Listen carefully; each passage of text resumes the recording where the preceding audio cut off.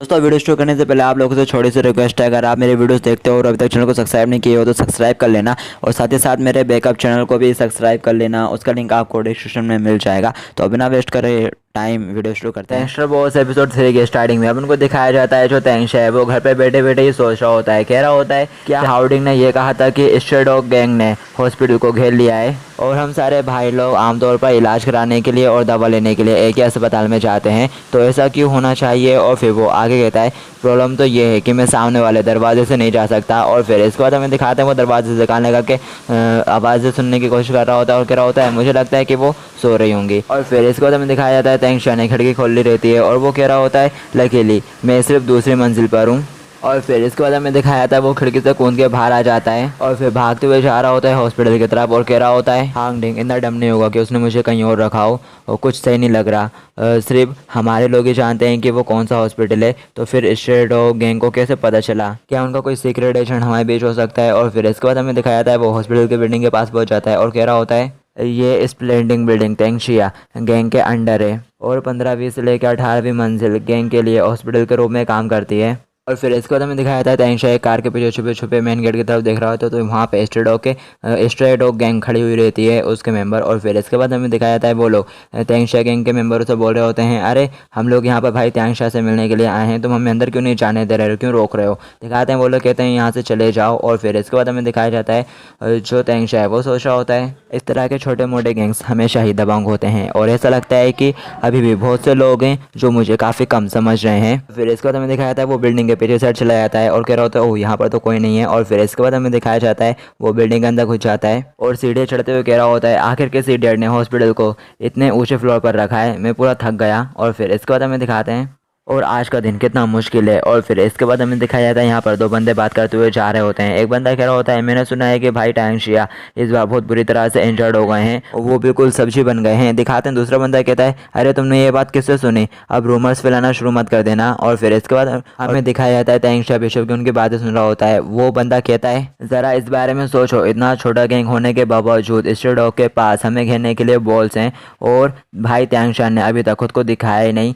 और फिर इसके बाद हमें दिखाते हैं वो बंदा बोलता है तो क्या हमें जहाज़ पर चढ़े जाना चाहिए। और फिर दिखाते हैं वो बंदा कहता है जो भाई पेंग है वो भाई तेंगशा के बिना अपने सबॉर्डिनेट्स को कंट्रोल नहीं कर सकते। ये बात सुनने के बाद वो वाला बंदा कहता है हाँ ये बात तो तुम सही कह रहे हो। और फिर इसके बाद हमें दिखाते हैं तेंगशा कह रहा होता है मुझे अपने शहर को जल्दी से जल्द ढूंढना और देखना चाहिए क्या कोई रास्ता है जिससे मैं अपने शहर में वापस जा सकता हूँ और मुझे सबसे ज़्यादा भीतरी वाले रूम में होना चाहिए। और फिर इसके बाद हमें दिखाया जाता है वो चुपके देख रहा होता है उसी रूम की तरफ, वहाँ पे काफ़ी सारे गार्ड्स खड़े रहते हैं और उनको देख के जो तेंगशा है वो सोच रहा होता है ऐसा लगता है कि मुझे वहाँ पर एंटर करने के लिए कोई और रास्ता खोजना होगा। और फिर इसके बाद हमें दिखाया जाता है तेंगशा स्टोर रूम में होता है और कह रहा होता है ये रूम मेरे कमरे से जुड़ा होना चाहिए। और ऐसा कहते हुए वो वहाँ पे घुस जाता है पाइप जैसे जगह पे। और फिर इसके बाद हमें दिखाया जाता है वो घसीटता हुआ आगे जा रहा होता है और कह रहा होता है पता नहीं मैंने इसे पाने के लिए अपने पिछले जीवन में कौन से पाप किए थे। और फिर वो आगे कहता है एक बार जब मैं अपने शहर में वापस चला जाऊंगा, अपने शहर में वापस जाने का रास्ता खोज लूँगा, तो फिर मैं इन स्ट्रे डॉग की गैंग्स को देख लूँगा। और फिर इसके बाद हमें दिखाया जाता है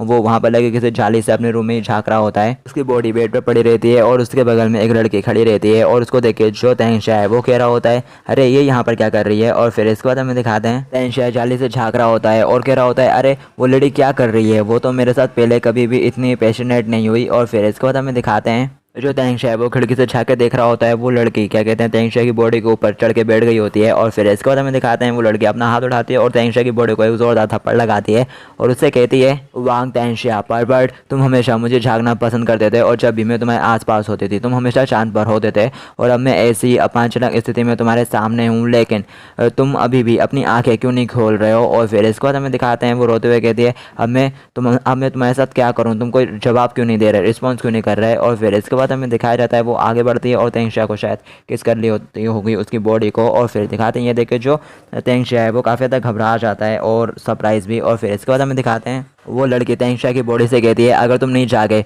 तो मैं गैंग को मैनेज करने के लिए तुम्हारे सबसे अच्छे भाई के साथ शादी कर लूँगी और मुझे आशा है कि तुम इसके लिए मुझे दोष नहीं दोगे। और फिर दिखाते हैं ये बात सुनकर जो तेंगशा है वो कहता है अरे नहीं, चिल्लाते हुए कहता है। और फिर इसके बाद हमें दिखाया जाता है वो लड़की पीछे साइड घूमते हुए कह रही होती है अरे वहाँ पर कौन है। और फिर इसके बाद हमें दिखाता है वो जाले की तरफ देखते तो जाली हिल रही होती है और वहाँ से आवाज़ आ रही होती है जो तेंगशा है वो कह रहा होता है अरे ये मैं हूँ तेंगशा। और फिर इसके बाद हमें दिखाया जाता है वो लड़की देखती है कि जाली खोल के एक बच्चा लटक रहा है और फिर वो नीचे लैंड करता है। और फिर इसके बाद हमें दिखाया जाता है वो जो लड़की है वो तेंगशिया को देख के कहती है अरे तुम कौन हो और तुम यहाँ पर कैसे पहुँचे। दिखाते हैं तेंगशिया बोलता है फेयर ये मैं हूँ वांग तेंगशिया। दिखाते हैं उसकी बात सुन के फेयर कहते हो और फिर दिखाते हैं वो पलंग की तरफ इशारा करते हुए कहती है तो ज़रा मुझे बताना ये बंदा जो पलंग पे लेटा हुआ है वो कौन है। मैं अभी बिल्कुल भी मजाक के मूड में नहीं हूँ। दिखाते हैं उसकी बात सुन के जो तेंगशिया है वो कह रहा होता है मैं श्योर नहीं हूँ कि मैं इसे तुम्हें कैसे समझाऊँ लेकिन यही सच बात है। दिखाते हैं उसकी बात सुन के फेयर कहती है क्या तुम्हारा हो गया, अगर तुम्हारा हो चुका है तभी। यहाँ पर हमें दिखाते हैं जो क्या कहते हैं तेंगशिया है वांग तेंगशिया वो कहता है ज़रा रुको और फिर इसके बाद हमें दिखाते हैं वो फ्लेयर के बारे में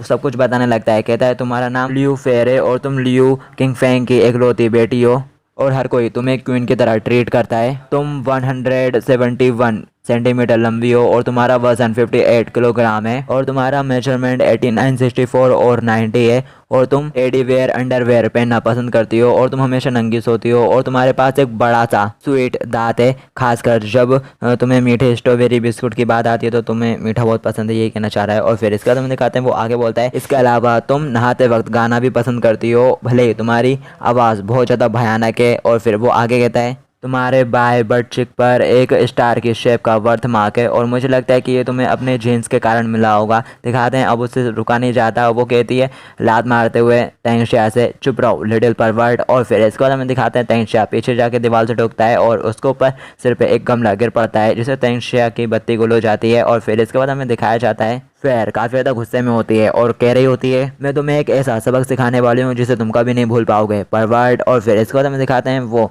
क्या कहते हैं तेंगशिया की तरफ देखती है और कह रही होती है ये बच्चा असल में कौन है और उसने कहा कि वो वांग तेंगशिया है लेकिन ये काफ़ी रिडिकुलस है लेकिन उसने जो कुछ भी कहा वो सच है और ये सिर्फ वांग तेंगशिया है जिसे इसके बारे में पता है वो ये सब जानता है। और फिर इसके बाद हमें दिखाते हैं शेडो गैंग वाले तेंगशिया गैंग से चिल्लाते हुए कह रहे होते हैं तुम हमें अंदर क्यों नहीं जाने दे रहे, क्या तुम लड़ना चाहते हो। और फिर इसके बाद हमें दिखाते हैं जो तेंगशिया गैंग वाले हैं वो कह रहे होते हैं हमने तुमसे पहले ही कह चुका है यहाँ से दफ़ा हो जाओ। और फिर तभी यहाँ पे हमें दिखाया जाता है उन बंदों के पीछे से एक बंदा आता है जो कि अपने बंदों से कह रहा होता है अरे ऐसा मत करो हम सिविलियंस हैं हम इस तरह से चिल्ला नहीं सकते। और फिर इसके बाद हमें दिखाते हैं और वो डिंग से कहता है हमारे पीछे पुलिस वाले खड़े हुए हैं जो हमें देख रहे हैं इसलिए हमें सिविलियंस की तरह होना चाहिए। क्या मैं सही कह रहा हूँ पेंग भाई। दिखाते हैं जो डिंग हाउ है वो उसको देख के कहता है अरे शॉपई। और फिर इसके बाद हमें दिखाया जाता है शॉपई डिन से कहता है तुम यहाँ अकेले दरवाजे को देख देख के थक गए होगे, मैंने सुना है कि भाई तेंगशिया जड़ हो गए हैं इसलिए मैं बूढ़े आदमी से मिलने के लिए तुरंत यहाँ आ गया। और फिर वो आगे कहता है क्या एक छोटा भाई अपने बड़े भाई से मिलने नहीं जा सकता। दिखाते हैं हाउडिंग कहता है अपने आप को बच्चा मत कहो, तुम्हें क्या लगता है मुझे तुम्हारे प्लानिंग के बारे में नहीं पता। और वो आगे कहता है कोई भी भाई तेंगशिया को आराम के समय परेशान नहीं करेगा, तुम अपने सिर पर बाल गिनना शुरू कर दो और अगर तुमने अपनी लिमिट को क्रॉस की तो तुम कुत्ते। इतने ही बोलते हैं कि तब यहाँ पे दिखाता है शाओफिंग बोलता है अरे ऐसा मत कहो, देखो मैंने भाई तेंगशिया के लिए एक चिकन सूप भी बनाया है और मैं नहीं चाहता कि तुम उसे कचड़े के ढेर की तरह भूखा मार दो। और वो आगे कहता है अगर वो भूख से मर गया तो तेंगशिया गैंग को एक नए बॉस की ज़रूरत होगी।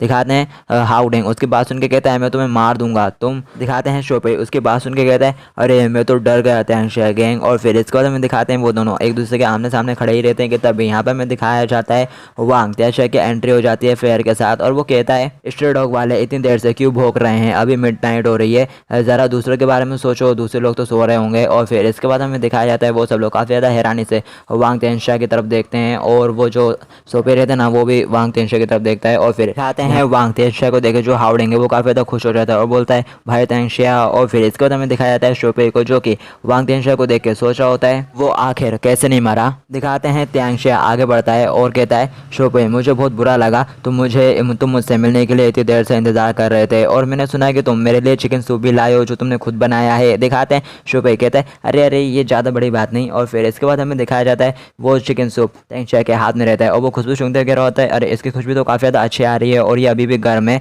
दिखाते हैं शोपे कहता है जैसे मैंने इसे बनाया था तो मैं तुरंत इसे यहाँ पर ले आया था। दिखाते हैं उसकी बात सुन के तेंगशिया कहता है सचमुच और तो फिर इसे तुम्हें खुद भी ट्राई करना चाहिए। और ऐसा कहते हैं वो चिकन सूप क्या कहते हैं शोपे के ऊपर फेंक देता है। और फिर इसके बाद हमें दिखाया जाता है शोपे इधर से चिल्ला रहा होता है और कह रहा होता है अरे मेरा चेहरा। और फिर इसके बाद हमें दिखाया जाता है स्ट्रे डॉग गैंग को जो कि कुछ नहीं कहती बस चुपचाप खड़े खड़े तमाशा देख रही होती है। और फिर इसके बाद हमें दिखाया जाता है वो नीचे जमीन पर लोटपोट हो रहा होता है और चिल्ला रहा होता है, दर्द से उसका चेहरा जल चुका है। और जो वांग तेंगशिया है वो कहता है दिखाया जाता है जो तैंग है वो कह रहा होता है मुझे माफ़ करना, मैं अभी रिकवर कर रहा हूँ, तो मुझसे मेरे हाथ से वो सूप फिसल गया था और ये काफ़ी भयानक होगा। अगर तुम्हारा सुंदर सा चेहरा जल जाता है, बेहतर होगा कि तुम घर वापस जाओ और उसके ऊपर मलहम लगाओ। दिखाते हैं शो पे, कहता है ठीक है, और मुझे ये देखकर काफ़ी राहत मिलेगी, आप अच्छी तरह से ठीक हो रहे हो। और फिर इसके बाद हमें दिखा जाते हैं वो वहाँ से जाने लगता है और जो वांग तेंश है वो कह रहा होता है मौका मिलने पर मुझसे दोबारा मिलने आना। और फिर इसके बाद हमें दिखाते हैं वो अपने भाइयों से कहता है चलो भाइयों चल के पीते हैं, और वो सब खुश हो जाते हैं और कहते हैं ज़रूर हाँ। और फिर इसके बाद हमें दिखाया जाता है शोपे की बिल्डिंग को, जहाँ पर जो शोपे है वो चिल्ला रहा होता है और कह रहा होता है आखिर उसको सब लोग, आखिर उसकी हिम्मत कैसे हुई मुझे इस तरह से अपमानित करने की। और फिर इसके बाद हमें दिखाया जाता है उसके बंदे क्या कहते हैं उसके रूम के बाहर खड़े रहते हैं और उसे चिल्लाने की आवाज़ आ रही होती हैं। और फिर इसके बाद हमें दिखाया जाता है उसने अपने रूम को पूरा बिखेर दिया होता है। और फिर इसके बाद हमें दिखाते हैं वो किसी को फ़ोन लगाता है और जो फ़ोन उठाने वाला बंदा उससे कहता है तुम मुझे ऐसे टाइम पर क्यों फ़ोन लगा रहे हो। दिखाते हैं शोपे कहता है कि तुमने ये नहीं कहा था कि वो मर चुका है, वो अभी भी जिंदा क्यों है।